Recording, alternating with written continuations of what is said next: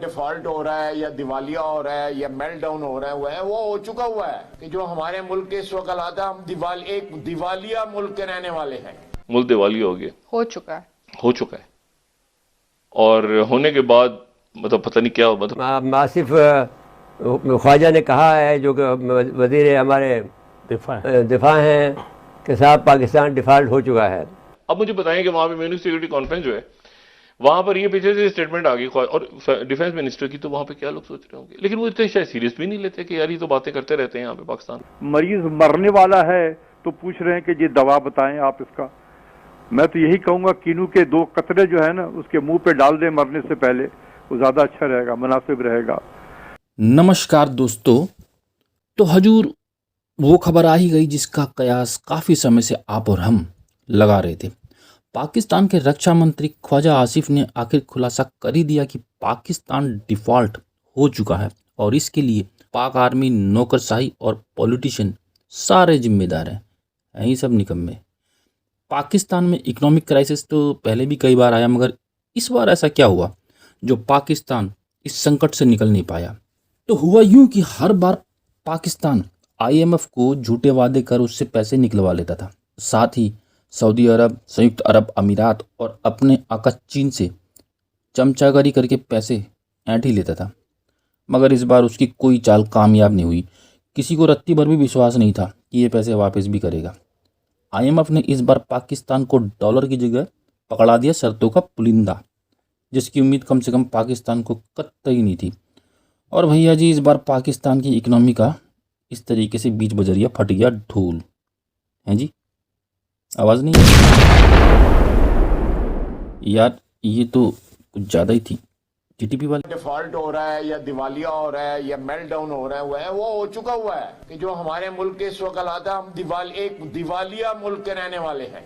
मुल्क दिवालिया हो गया, हो चुका है और होने के बाद मतलब पता नहीं क्या मतलब कहाँ पे अब हम कौन से दौर नवाज साहिबा कह रही है हम में तामीर नौ कर रहे हैं। मुआशी बदहाली का जो जिम्मा है वो माजी की हुकूमत पर है। अल्लाह ना करे हम दिवालिया हों, हमारे मामलात ख़राब हैं मईशत के बहुत ज़्यादा। मैं उम्मीद करता हूँ ख्वाजा आसिफ साहब इस बयान की दुरुस्तगी फरमाएंगे। और ये तो देखें, अब मसला ये है कि वो बिल भी साइन नहीं हुआ, वो बिल अप्रूव ही नहीं हुआ अभी तक, यानी कौमी असम्बली से भी नहीं हुआ। कौमी असम्बली नहीं हुआ ना, वो अपील अब वो होगा, फिर वो 1.1 अरब कब आएगा। सारे काम धंधे छोड़ के सबसे गुजारिश थी कि ये इसके ऊपर मईशत पे तरह ध्यान दें।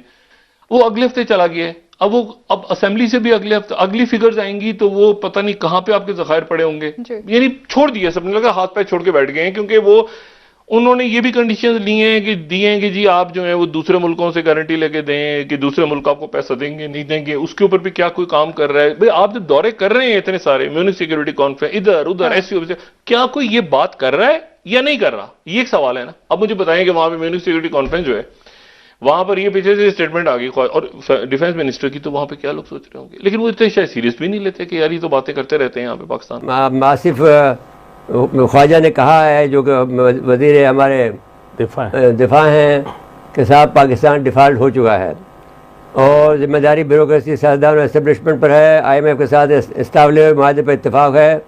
जून तक 10 अरब डॉलर का बंदोबस्त करना होगा। महंगाई का तूफान एक चैलेंज, 4 हफ्ते में 1.1 अरब डॉलर मिलेगा। जी, मेरे ख्याल में सही कह रहे होंगे।